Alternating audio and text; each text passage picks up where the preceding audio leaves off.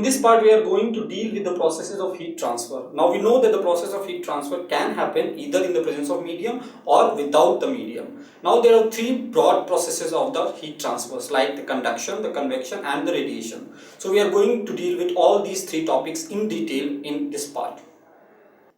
Let's move ahead to the new topics: heat transfer, heat capacity, and thermal expansion.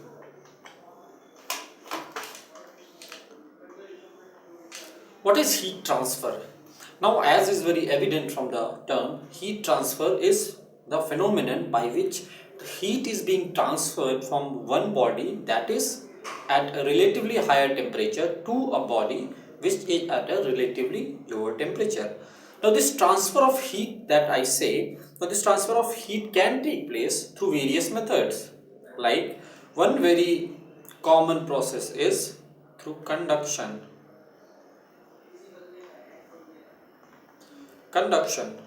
Now, what is conduction? In conduction, the heat is directly conducted from a body at higher temperature to a body at lower temperature through the presence of a connecting medium or a conducting medium like a rod. If you see in here there is a fire that's burning, and then here is a person. Now, if you bring a metal rod that can conduct and place it here, it will get heated, right, with time. If you are holding this with your bare hands, you can feel the heat at this place in your hand after some point of time. Why is this happening? This is happening because this rod is providing a path to conduct, a way of conduction of heat. So this is one way. Now, the another way of transfer of heat is convection. Now, what is this convection of heat? The convection is a process by which the air, normally it happens in fluids, so that fluids can be gases or liquids. So what happens that the liquid that is in contact, like this, if you see here in this region, which is in contact with this hot body, which is a fire here, this will get heated. What happens, as it gets heated, it becomes light, because on heating it expands, right? As it expands, its density will decrease. If its density decreases, it will become lighter and it will flow up.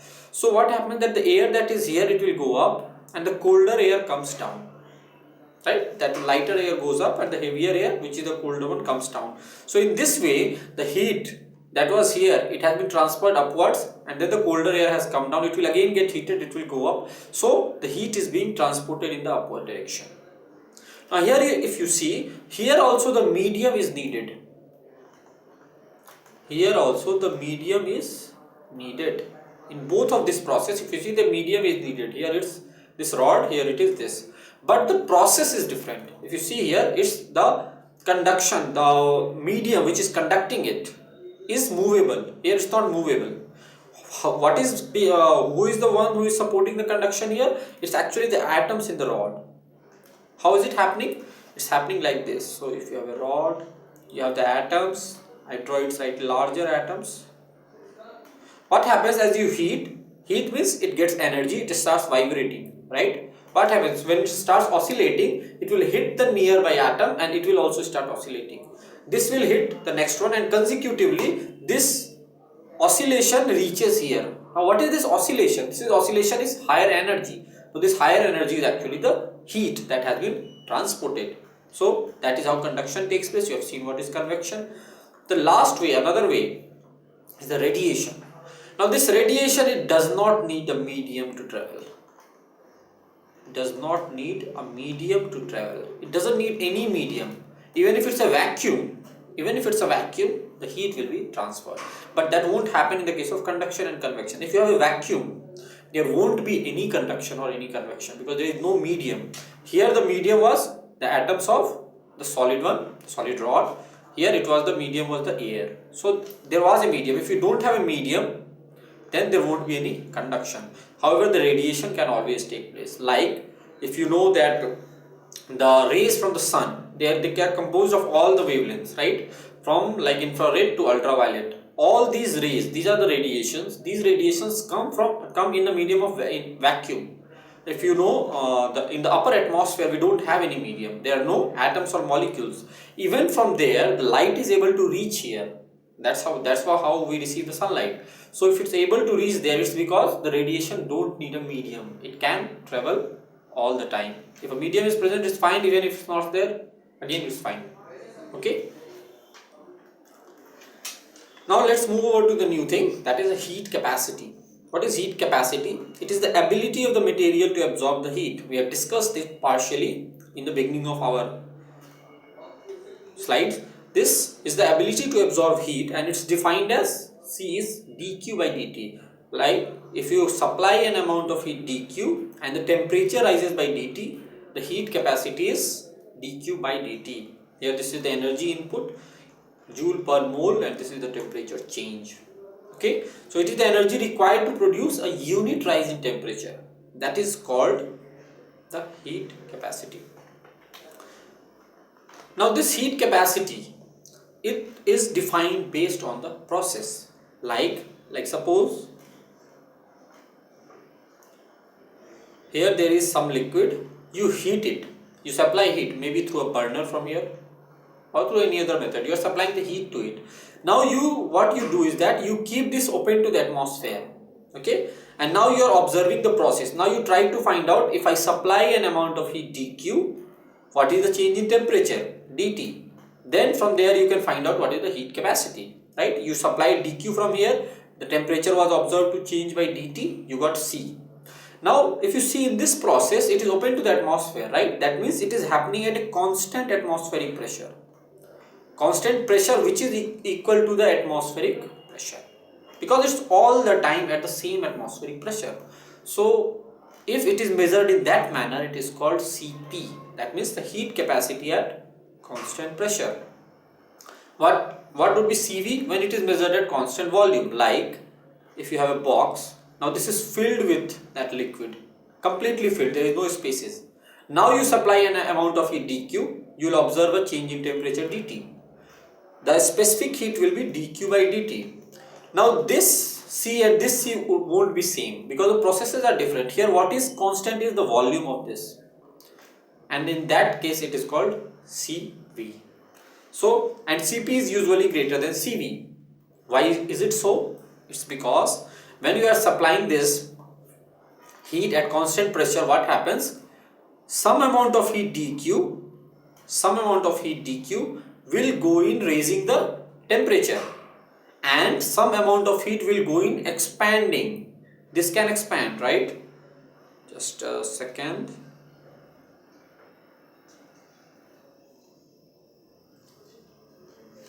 If you see, suppose that it expands to this.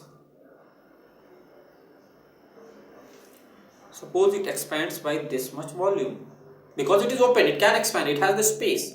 So the amount of heat dq that you had supplied, it not only goes in doing work means the expansion, plus it goes in changing the temperature, change in temperature, delta T, right? So what is Cp? Cp is dq by dt. Suppose I have supplied dq, this is dt, you get Cp. Now what would be Cv? If you supply the same amount of heat dq, this is this, what would be dt? Dt in this case, this will be higher. Why? It's because only thing that can take this heat supplied is the delta T. You cannot do any work on this system because its volume has been kept constant. No amount of heat that you supply will go in doing any work because the volume is not changing, right? So everything goes in changing the temperature. So that means delta T will be higher. So that means this delta T, let's write this T dash, this is higher than this. So for the same amount dq, this term will be smaller because the denominator is greater. So that is what will happen. This is usually greater than Cv. Why I have written usually? It's because there is a case, unique case, when its inverse happens. It's for the heating of water between 0 to 4 degrees Celsius. Only between this to this. Now I leave this to you to think over why this is happening. Let me give you a hint. It's happening is because between 0 to 4, even when you heat, the water contracts. Now it's for you to think. I think it's almost clear now that why in that case Cp will be less than Cv. Again apply the same logic, take the situation, see how the volume is changing, what is the work done, and you will reach there. Now thermal expansion effects. The most easily observed examples of thermal expansion are the side changes of the material as they are heated or cooled. This is the most visible thing that you observe in your real life, that when you heat something, it changes its length or dimensions, area, volume, anything. Almost all the materials, be it solids, liquids and gases, they expand when they are heated and contract when they are cooled. This is what happens, almost all the materials. Okay, why it's again almost? It's because sometimes even heating will cause a contraction, like water between 0 to 4 degrees Celsius. That's a very typical example where the inverse is happening. Okay. Next is the increased temperature. It increases the frequency and magnitude of molecular motion of the atoms and produces more energetic collisions. If you supply more heat, there will be more energetic collisions. I told you how conduction happens, right? This is how it happens. If you supply heat, it will start oscillating, this first one. This will transfer this oscillation to second one, it also starts oscillating because it's colliding with this. Similarly, it is transferred consecutively. Now, if this heat is constantly being increased, it will have larger oscillations, so larger transfer of heat. So that's what happens in conduction. That's what this point says. Now here you can see these are the expansion joints. This is what happens in cases when the temperature changes. Now increasing the energy of the collision forces the molecules further apart and causes the materials to expand. Now what will this collision do? This collision, what happens? It increases the separation between these two. When you supply heat, all are oscillating. What happens? Then they will need more space. They will increase the space between them because they are oscillating. They are oscillating and colliding. So the spacing increases. Because of this spacing increase, the overall length from here to here, it will change by some value. This length is increased because the separation between these molecules increases, which is responsible for the expansion. Now, how the length changes? We have seen how the thermal expansion is happening. Suppose this is the initial length, L initial. This is the initial temperature. Then you have the final length at final temperature. We have increased the temperature. T final is greater. Now we observe this because you can see that there is a change in length.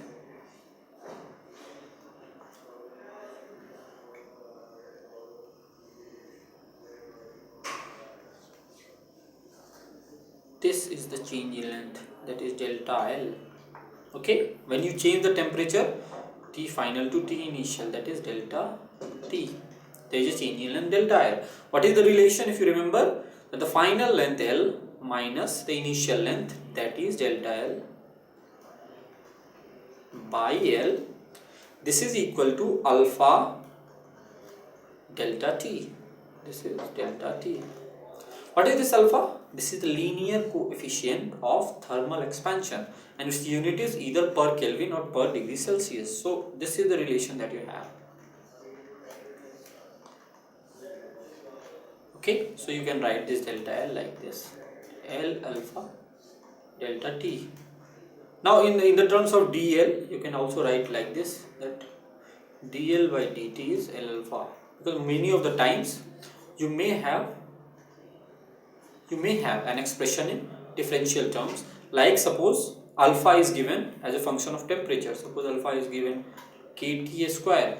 This is how the alpha varies, and it is asked what will be the change in length or what is the rate of change of length. So then what will be dl by dt? This will become L times kT square, right? So then you can simplify this expression. dl by L will become kT square dt. You can integrate it, there will be the change in length and then you will have change in temperature. That's how you can solve it. So the most basic form I would say you should remember is this, is dl by dt is L alpha. From here you can get del alpha, del L, del T. Okay. Now a very simple example, like a copper wire that is 15 meter long is cooled from 40 to minus 9 degrees Celsius. How much change in length will it experience? Same thing that we saw, the theory that we saw. What is the change in temperature here? Delta T. is T final minus T initial. What is final temperature? You have 40 minus initial temperature. What is initial? Sorry, final temperature is minus 9. My mistake. Minus 9 minus. What is initial? It's 40. So it's minus 49 degrees Celsius. This is delta T. So what would be delta L? Delta L would be L alpha delta T. Right? That's what we saw. That means this becomes, you have length L is 15 into alpha. Alpha value is given is this minus 6 into delta T, that is minus 49. You have minus. What this would mean is that delta L is negative. What it signifies is that the length is decreasing. That means it's contracting. So if you solve, multiply this, you will get this value minus 12 mm. Okay. Now see this one. A glass vessel of volume V is completely filled with liquid. So suppose this is a glass. It is filled with liquid up to the brim. Okay, and its temperature is raised by T. It is at some temperature, suppose T0, the final temperature becomes T0 plus T. You raise it by T. What volume of the liquid will overflow? So the question is, how much of the liquid will overflow? First thing that should come in mind, whether the water will overflow or not. So the water will only overflow when the expansion that happens in this container is less than the expansion that happens in the liquid, because both will expand, right? If the liquid expands more than this container, what will happen? The water will spill over because it's already filled. And if the container expands more than the liquid, what will happen? The final state will be something like this, that water, some space will be left behind. So what will be what volume of the liquid will overflow? So it will overflow. How to check this? So the volume of the liquid that overflow, if I denote this by delta V, this will be the change in volume of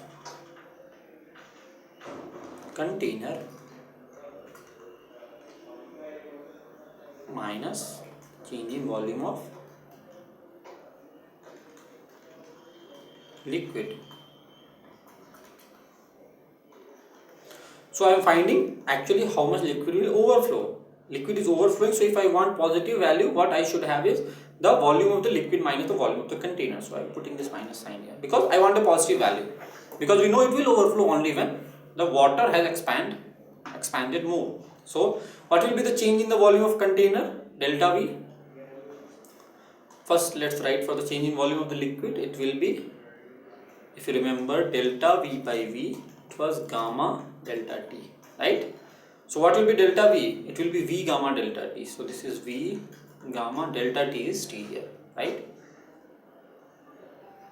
Now so this is plus because I have written it first, minus change in volume of the container. The container will be V into gamma of the container. Let's make this is gamma, this is given to you.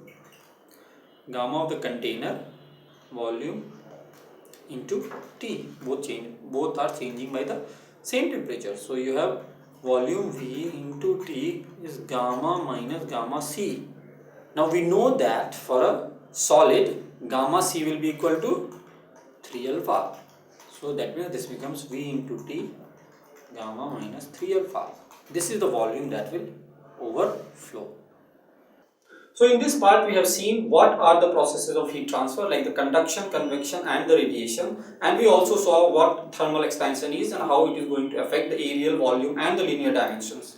In the coming part we are going to discuss what exactly is the thermal conductivity, how it manifests in a new term called the thermal resistance, and how we are going to apply the similarity with electric currents in this portion. So stay tuned to Ask IITians for more on this.